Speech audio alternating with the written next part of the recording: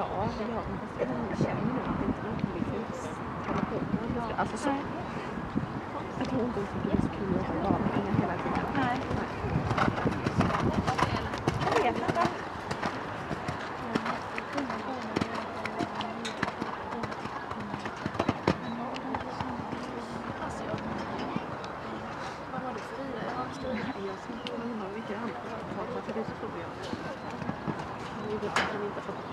Ja. De bilderna fick jag läsa. Det var jättemycket.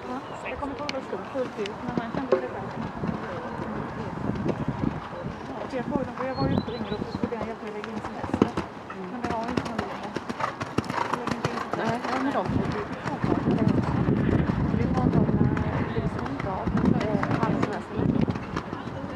Det hade de fått veta så att vi var till annorlunda.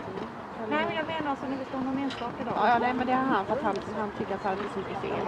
Ja, jo, det vet jag. Så, nej, i alla fall så löste det sig. Sen så sa jag det, men jag tror att det var ju kul att lägga